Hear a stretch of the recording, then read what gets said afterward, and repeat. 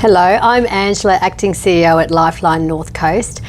Today I have with me Lynn, who is a very inspirational lady that's been working with our organisation for over 20 years. Lynn, can you please tell me about your role that you've got at the moment and all your experience? Possibly by leading in as to when I started over the 20 years ago. Came in as a volunteer, and then after several years I was approached by our then manager to take on a couple of days a week paid, which I was very excited to do, obviously. Since then it's progressed to full-time payment as a centre supervisor and trainer. Lovely. So working within the 13, 11, 14 crisis support team, what is it that motivates you to be in this role?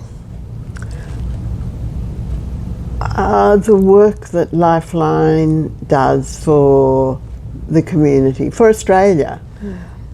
The fact that we're just a phone call away for anybody at any time who's troubled. Having a centre that we rely on volunteers, what makes it special about having volunteers undertake the training as a crisis supporter? I admire all volunteers, Ange, but I think the people who come to volunteer with Lifeline come because maybe they recognise the fact that we're there for the whole community too. I think the fact that they are willing to undergo extra training, which is quite extensive, and which, because we are a registered training organisation, we have to ask people to pay to do the training.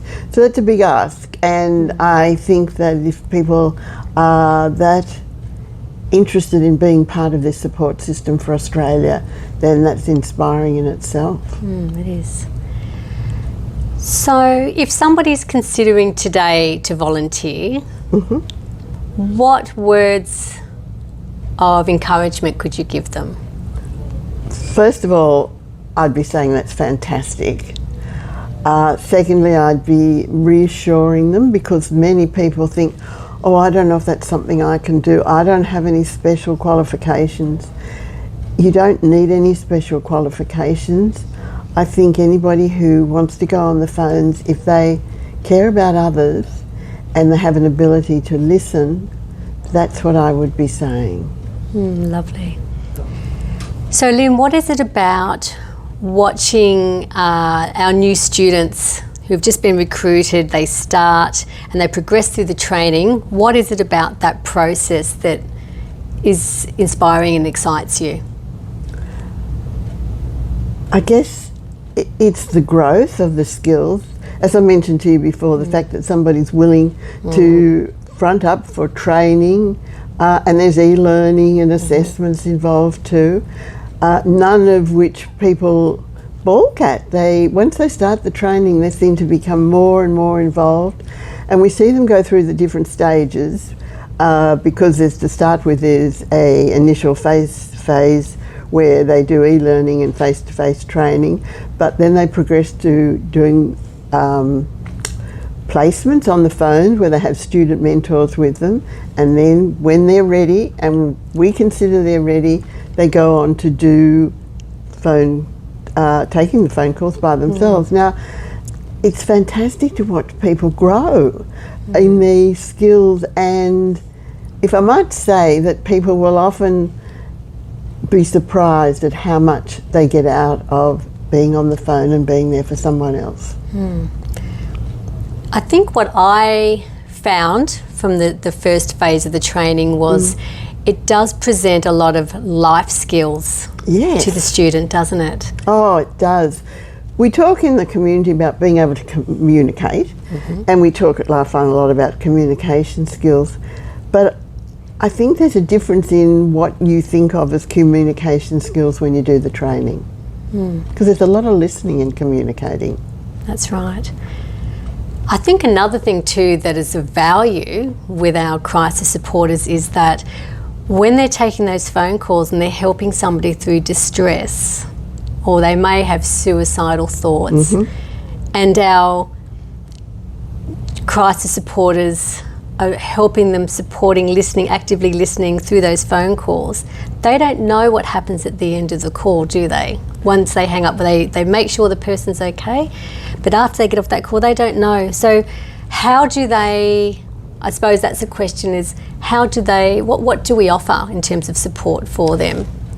We have a really strong support system or team.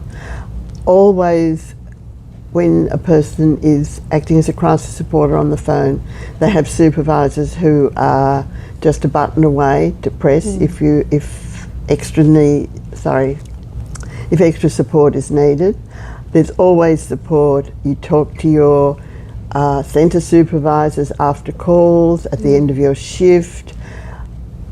I believe that the supervision support that Lifeline gives is on the par with any other organisation. In fact, a lot of organisations have none.